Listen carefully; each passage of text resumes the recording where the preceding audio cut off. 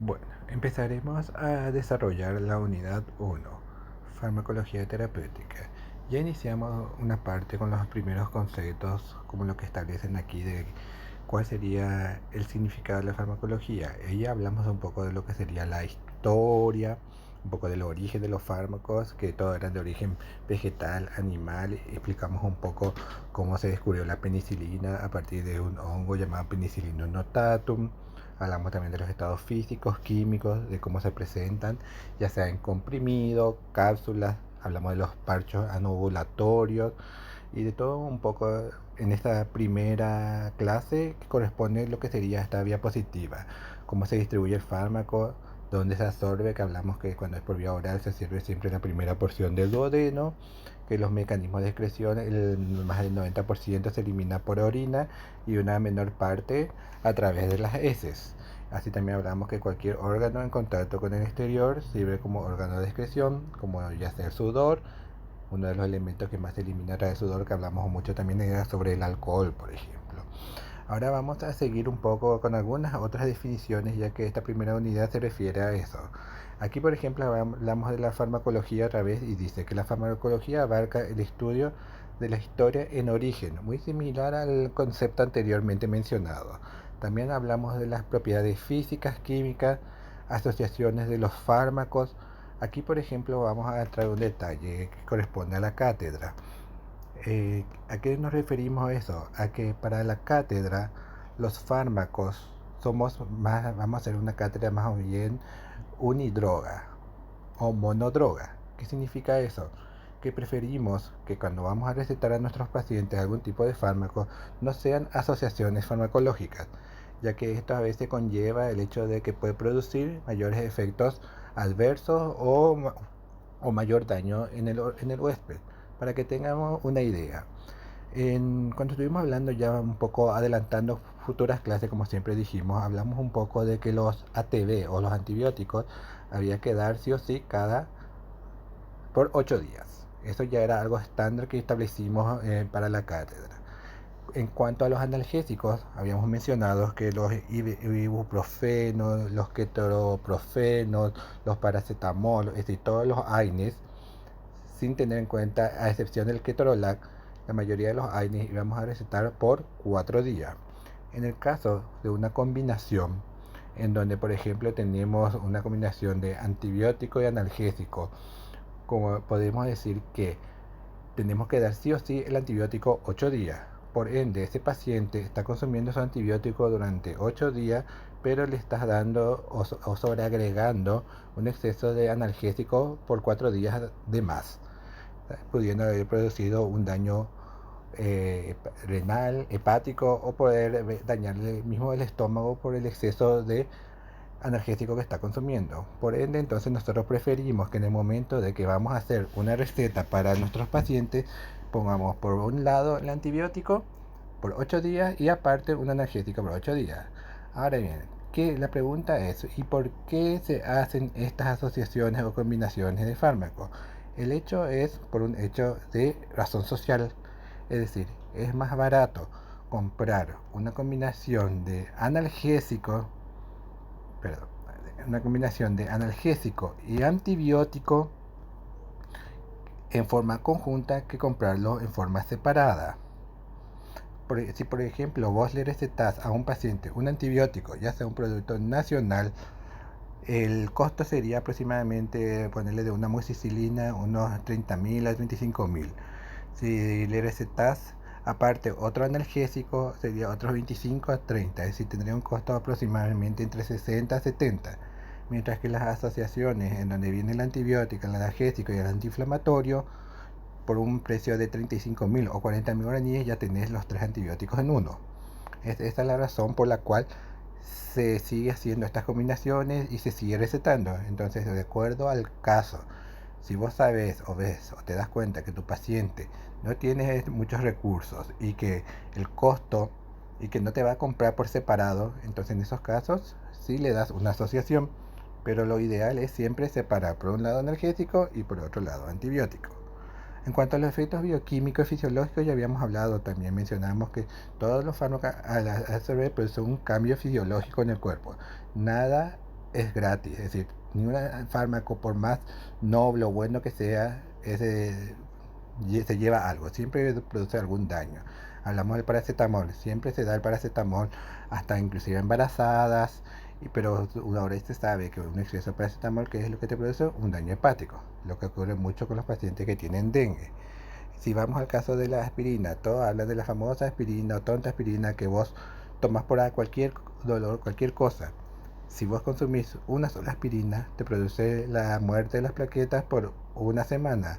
Por ende, entonces, durante una semana el paciente tiene su sangre más líquida, más fluida y pudiendo tener en este caso una hemorragia por cualquier golpe, corte que pueda tener, siendo grave para nuestro caso en cirugía. ¿Sí? Entonces ya hablamos también de cómo se distribuye esta sobre. Esta diapositiva es muy similar a la anterior. Ahora continuando con la siguiente diapositiva, vemos que dice ciencia farmacológica. Estudia la interacción entre una sustancia química y los sistemas orgánicos.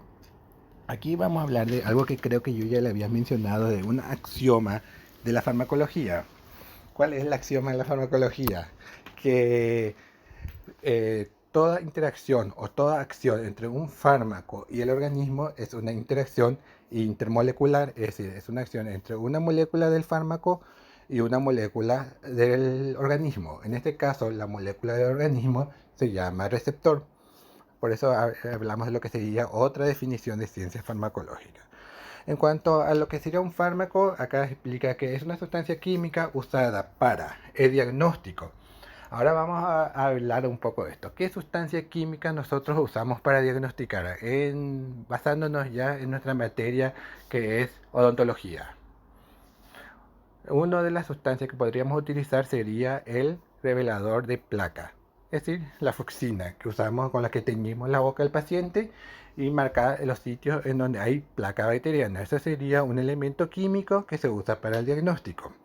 Si vamos a la rama médica, está la famosa radiografía con contraste, donde al paciente se le coloca ciertas sustancias químicas para producir un contraste y tener una mejor imagen del órgano al que quiere acceder el profesional.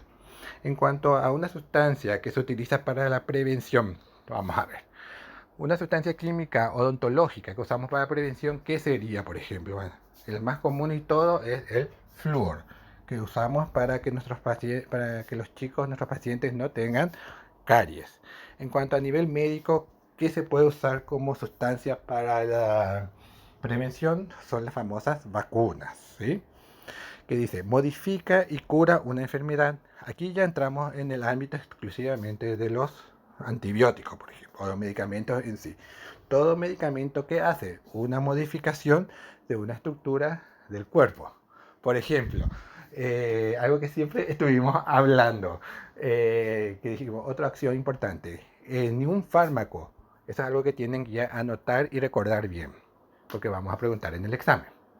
Ningún fármaco altera o produce una nueva función a una célula, no le da una nueva función a una célula, sino lo que hace es aumenta o disminuye o modifica las funciones que esa célula normalmente hace. Eso es la acción o el efecto de un fármaco. Entonces, ¿qué hace cuando vos le das un fármaco a un paciente? Modifica una determinada estructura celular del cuerpo y logra una cura, por decirlo así, ¿sí? Así también, así también para la prevención de la gestación. Esto ya estuvimos hablando también en la clase pasada mucho sobre los anovulatorios o famosos anticonceptivos. Esa es una forma de evitar la gestación. Eliminación del dolor. Aquí entramos en el campo de los famosos AINES, antiinflamatorios no esteroides, es decir, todos los analgésicos y elementos que podemos utilizar para eliminar el dolor. También vamos a nosotros a desarrollar en el capítulo 4 o 5 más o menos lo que serían los anestésicos locales, que son de mucha utilidad para nosotros ya que hay que eliminar el dolor del paciente. Y como habla aquí también, alteración del comportamiento y estado del ánimo. Aquí entramos en un campo que sería la parte de la sedación de los pacientes, que como hablamos también en primera clase, algo que le voy a enseñar este año sería el uso y manejo de sedantes. ¿Qué tipo de sedantes? Las benzodiazepinas, que son las más seguras que existen. Esto nos va a ayudar a manejar la ansiedad del paciente para poder realizar algunos determinados tratamientos, como por ejemplo una extracción de tercer molar, en donde vos con esta sustancia logras eliminar la ansiedad del paciente noches antes o previa a la cirugía, para que descanse bien el paciente, te venga tranquilo y descansado. A la vez, en el momento de la cirugía, vos sabés que ese paciente, como está relajado, la anestesia va a tomar mucho mejor, y al tomar mucho mejor usas menos anestesia, y cuando el paciente está tranquilo no te transmite su ansiedad, porque si el paciente está inquieto, esa ansiedad del paciente te va a transmitir a vos, y eso va a hacer otra vez que todo el procedimiento quirúrgico que vas a realizar se complique. ¿Se puede usar estos sedantes o no se puede usar en odontología? Como siempre vamos a volver a tocar en ese tema, es discutible, ya que como dijimos es algo que es muy útil, que yo utilizo mucho, pero eso va a depender del criterio clínico de cada uno una vez que se reciba. Durante su periodo de estudio en la facultad, eso no van a poder utilizar, ya que cada cátedra tiene su propio criterio. Es más de uso una vez que ustedes terminen la carrera y decidan o no usar para el manejo propio de sus pacientes, ¿sí? Ahora pasaremos a la siguiente diapositiva, que habla de la subdivisión de la farmacología. Aquí vamos a entrar en una serie de conceptos de distintos tipos que son muy simples, que no hay mucho que explicar, pero vamos a dar pequeños detalles y vamos a ir leyendo para que tengan una idea, ¿sí? Son definiciones básicas, de las cuales, por decirlo así, una de las más importantes y la que tienen que conocer bien es lo que sería farmacocinética, farmacodinamia, farmacogenética y farmacovigilancia, por decirlo así. Son términos o conceptos muy importantes que generalmente van a salir como preguntas posiblemente en los exámenes, ¿sí? Vamos a empezar con las primeras definiciones. ¿Qué es la farmacognosia? El término gnosis o gnosia, ustedes tienen que saber que proviene de conocimiento. Entonces, farmacognosia, ¿qué significaría? El conocimiento de las fuentes o de los orígenes de los fármacos. No, acá habla de estudia las fuentes naturales de los medicamentos. Esto es lo que estuvimos hablando, que todos los fármacos tienen su origen en algún producto proveniente de la naturaleza, no, salvo algunas sustancias que tienen su origen exclusivamente química. Aquí estuvimos haciendo la salvedad en el caso de los antibióticos. Tenemos los antimicrobianos, que son los de origen orgánico. Aquí entra, por ejemplo, la penicilina, cefalosporina, que tienen parte de un compuesto orgánico que son generalmente hongos o protozoarios. Y los de origen químicos exclusivos, que son los que se llama quimioterápicos.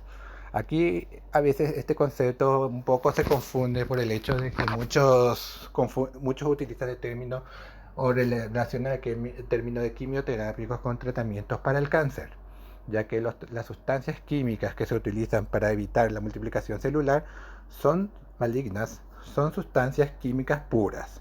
Pero también este concepto es aplicable en el caso de sustancias de antibióticas de origen exclusivamente químicos. Un ejemplo de esto son las sulfas, por ejemplo. Otro ejemplo que nosotros vamos a utilizar mucho en nuestro armamento para recetar en caso de infecciones son los metronidazol o el metronidazol, el cual es de origen exclusivamente químico. O bien las quinolonas. Pasando otra vez al concepto, entonces, este farmacognosia, vamos a ver más adelante que tenemos también otros términos que están otra vez relacionados con este farmacognosia, ¿sí? En cuanto al término farmacia, ¿a qué se refiere el término farmacia? El término farmacia se refiere al sitio o el lugar en donde se prepara los fármacos. En un principio, una farmacia era, por ejemplo, llamada lo que ahora se conocen como las farmacias magistrales, o por ejemplo catedral o tica magistral, en donde vos, o en esa época, uno agarraba, llevaba la receta hecha por el doctor, en donde el doctor colocaba los ingredientes y las dosis o la concentración de la sustancia que quería para que se le elabore el fármaco, y era el farmacéutico especializado el que preparaba esos fármacos según lo que indicaba la receta. Por eso es que en las recetas, si ahora ustedes se fijan, En el extremo siempre hay una letra que significa RP. ¿Qué significa esas siglas RP? Reciba y prepare. Quedó en forma anecdótica porque ahora la farmacia ya no cumple más esa función, sino que toda esa función está hecha más bien por las industrias farmacéuticas.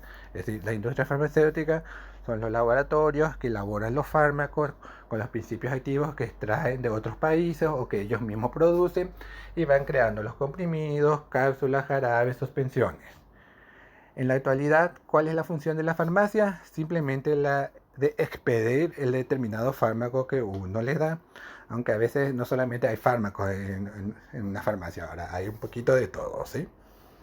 En cuanto a la toxicología, ¿qué significa la toxicología? Se encarga del estudio, como dice acá, de los efectos adversos de los fármacos, envenenamiento, contaminantes naturales y a la vez el antídoto necesario para tratar esas enfermedades o esas intoxicaciones. ¿Cuál es el antídoto principal para la mayoría de las intoxicaciones? Generalmente es, muchos dicen la leche, sí, la leche sirve como un antídoto para intoxicaciones cuando es por vía oral, ya que toda sustancia que produce una intoxicación tiende a producir un cambio del pH. Aumenta el pH, vamos a decir, baja el pH y con el cual se vuelve ácido el medio. Y entonces asumirle una sustancia alcalina, vos neutralizás un poco ese medio ácido y das tiempo a la persona para que vaya al sanatorio y se le haga un lavado gástrico y logre así eliminar, por ejemplo, una intoxicación por exceso de fármacos. ¿Cuál es otro antídoto que se utiliza mucho? El bicarbonato de sodio. El bicarbonato de sodio es la única sustancia que, siendo una sustancia básica, se aplica al paciente y este se vuelve no solamente actúa de forma local, sino también actúa de forma sistémica, pasando a la sangre y de la sangre alcaliniza el medio interno celular, para el caso de la acidosis que se produce por las intoxicaciones, ¿sí? Sigamos con los términos. Tenemos la farmacocinética. Vamos a pasar un ratito. Bueno, la farmacocinética. Cinesis, ¿qué significa? Tienen que recordar que cinesis siempre es movimiento. Entonces, ¿qué es la farmacocinética? La farmacocinética estudia el movimiento o el recorrido del fármaco desde el momento en que el fármaco es ingerido hasta que el fármaco se elimina del cuerpo. Es decir, entra la absorción del fármaco, la distribución del fármaco, la acción del fármaco, el proceso por el cual el fármaco es metabolizado y degradado en sustancias inactivas y por el cual el proceso del fármaco es extraído del cuerpo. Todo eso es la farmacocinética. Básicamente, todo lo que nosotros estudiaríamos en este año, ¿sí? Bueno, sigamos. La farmacodinamia. ¿Qué se encarga de la farmacodinámica? Dinámica o dinamismo es la acción o el efecto que produce un medicamento. Es decir, entonces, ¿qué estudia la farmacodinámica? Los efectos biológicos del medicamento. ¿Cuáles son esos efectos biológicos? Esos efectos biológicos pueden ser los siguientes. Generalmente se clasifican en estos. Efectos: facilita o bloquea compuestos ingeridos por el organismo. Es decir, una sustancia que vos tomás, esta sustancia puede facilitar a otra sustancia a que se absorba más rápido o que lo bloquee. Un ejemplo fácil o de entender para que si uno consume, por ejemplo, un fármaco ácido, si el medio interno del estómago si es ácido, eso facilita la absorción de ese fármaco. Por eso muchas veces algunos fármacos se recomienda tomar, si es muy ácido, tomar con sustancias ácidas para facilitar su absorción. Así también, siempre hablamos que todos los fármacos llegan al estómago, ahí se hace una mezcla en general con las sustancias o los nutrientes que uno tiene en el estómago y se absorben todos juntos. No hay caminos diferenciados para el fármaco o para los nutrientes. Entonces, si uno tiene el estómago lleno de alimentos, esto podría bloquear o retrasar la absorción de un fármaco. Otra de los efectos biológicos sería estimulando o deprimiendo directamente las funciones celulares. En este caso entraría también lo que estuvimos hablando de los sedantes, los cuales bloquean o disminuyen vamos a decir, el estímulo nervioso. Y el que estimularía sería, por ejemplo, un antidepresivo, lo cual hace que la persona tenga mayor ánimo, ¿sí? Ejerciendo acción mecánica o química. Hay un capítulo que vamos a desarrollar en donde los fármacos pueden tener una acción mecánica pura. ¿Cómo sería eso? En el caso de las cremas. Cuando uno tiene una quemadura, la quemadura que produce una exposición de la piel, de las capas más internas de la piel, dermis, epidermis, al medio externo. Y eso, el medio externo, generalmente como hay bacterias, microorganismos, virus y otras sustancias, irrita la piel. Y eso produce un dolor o una molestia. Al colocar vos una capa, ya sea de una, aunque sea una curita simple, o colocas una crema encima, eso aísla el medio externo de la lesión, sí, teniendo un efecto exclusivamente mecánico, disminuyendo así la sensibilidad dolorosa de esa lesión. Si vamos a una sustancia de acción química, tenemos los antiácidos. ¿Qué son los antiácidos? Sustancias en donde tú tenés un estómago, en tu estómago tienes una gastritis, una mayor acidez, una hipercloridia. Entonces tomas una sustancia básica como un cloruro de aluminio y con lo que logras disminuir o eliminar esa acidez, ¿sí? Después vemos reemplazando sustancias químicas naturales del organismo. Acá hablamos de que los, por ejemplo, insulino dependientes. ¿Qué pasa con estas personas? Ellos no producen o producen insulina de mala calidad. Entonces la farmacología llegó a crear en forma sintética, química, insulina similar a la que produce el cuerpo, lo cual se inyecta para lograr, vamos a decir, suplantar a esa sustancia que el cuerpo normalmente no está produciendo. En otro término que habla acá, destruyendo microorganismos que producen enfermedades. Aquí entramos en los simples antibióticos. Son sustancias que matan a otras bacterias, a las bacterias por su acción antibacteriana, ¿sí? El último término que nos faltaba en esta lista sería farmacoterapéutica. ¿Qué sería la farmacoterapéutica? Sería el estudio o la esfera del clínico. Estudia los efectos, es decir, cómo usar el medicamento para cada caso. Esto es lo que más nos lleva a nosotros, lo que más nos interesa a nosotros, ya que cuál es el objetivo de esta clase o esta cátedra, que ustedes al terminar tengan el conocimiento necesario para saber en qué caso utilizar determinados fármacos para tratar determinadas afecciones, ¿sí? Vamos a seguir entonces con otras definiciones. Aquí empezamos una serie de definiciones como por ejemplo farmacognosia o materia médica. Esto ya estuvimos mencionando, es similar a la anterior. ¿Qué es lo que estudia? El origen y características botánicas, fisioquímicas del medicamento, es decir, de dónde viene el fármaco. Es otra vez un repaso de las anteriores definiciones. Farmacología química. ¿Qué se encarga de la farmacología química? Se encarga del estudio de la estructura química del fármaco. Aquí es en donde uno sabe, por ejemplo, siempre se habló mucho de que farmacología es mucho química, y es sí, tiene todos los fármacos o cada droga tiene una fórmula química, de los cuales nosotros ya habíamos mencionado o hablamos en el primer día de clase, que nosotros no vamos a exigirle que ustedes sepan fórmulas químicas, ya que ustedes no van a ser químicos que van a elaborar esos fármacos. Lo que sí le vamos a exigir que ustedes sepan familias químicas a las que pertenecen determinadas drogas, que nos ayuda para diferenciarlo, por decirlo así. En el caso de la penicilina o de la amoxicilina, se forma parte de una familia que se llama los beta-lactámicos, junto con las cefalosporinas. Entre los macrólidos tenemos la citromicina, la claritromicina y cosas así. Eso es lo que vamos a ir desarrollando. Familias químicas, ¿no? Grupos o fórmulas químicas. En cuanto a la farmacotecnia o farmacogalenia, ¿de qué se ocupa esta rama de la farmacología? Se ocupa de la preparación del medicamento para su utilización terapéutica. Forma parte con lo que estuvimos hablando de lo que sería ahora la industria farmacéutica. Son los encargados de elaborar el fármaco de acuerdo a las presentaciones necesarias, ya sean comprimidos, cápsulas para su utilización terapéutica, ¿sí?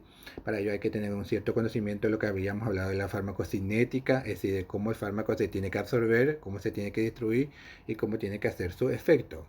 Y el efecto terapéutico. La etnofarmacología está también en relación con la farmacognosia, es decir, es más bien de uso histórico. Esto es más aplicado a lo que estuvimos hablando de los orígenes de los fármacos. Nuestra farmacopea indígena, por ejemplo, es muy rica en esto, y esto entra aquí la etnofarmacología, la utilización de plantas medicinales con usos terapéuticos. Es decir, para qué sirven ciertos yuyos que realmente tiene eficacia o no tiene eficacia, como hablamos del tema, es relativo. Yo por lo menos, como les expliqué, soy más partidario de hacer una combinación de ambos. Usar una droga química pura para ciertas afecciones crónicas, pero a la vez poder usar algunos medicamentos alternativos, ya sean naturales, funciona, se pueden utilizar los dos siempre y cuando no haya una interacción entre ambos. Lo que sí no hay que hacer es dejar completamente la farmacología química y usar solamente una farmacopea tradicional. Pasamos ahora a la siguiente definición, que sería la farmacometría. Esto ya es de estudio más investigativo o para saber los resultados de los efectos que tiene un fármaco.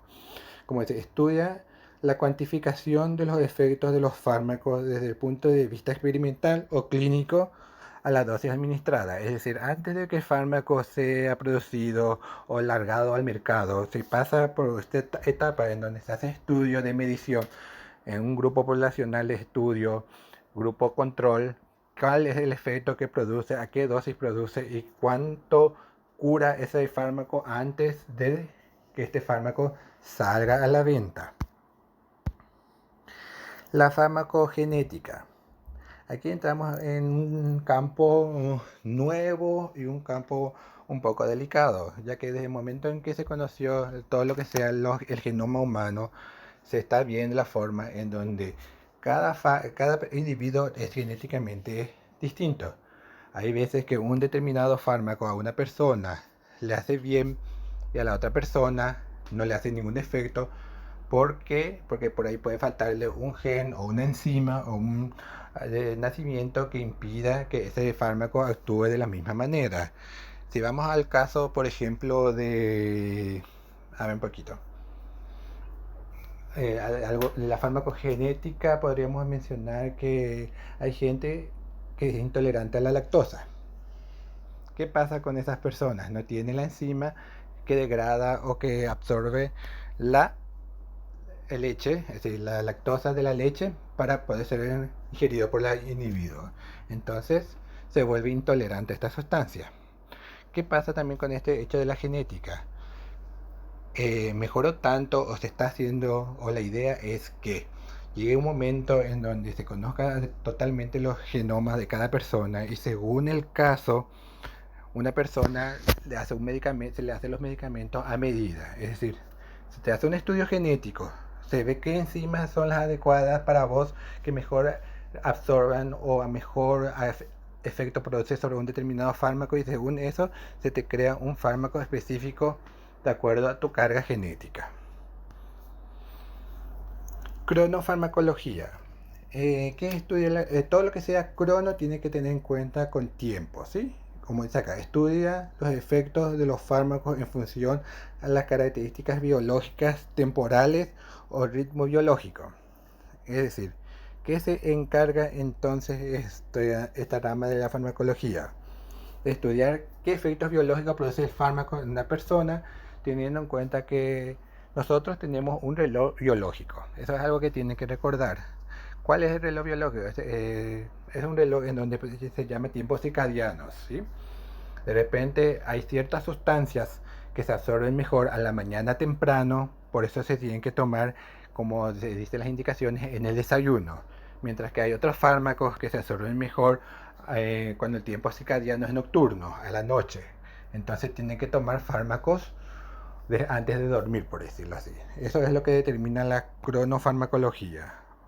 La farmacología clínica, ya habíamos hablado, que es relación a la farmacología terapéutica, es decir, cómo vos haces que un fármaco sea útil para un determinado paciente según la afección que este paciente tiene. Para ello hay que tener en cuenta cómo el fármaco hace efecto ya sea en una persona sana y en una persona enferma y qué efectos producen en cada uno de ellos, ¿sí? Ahora pasamos al otro término que sería la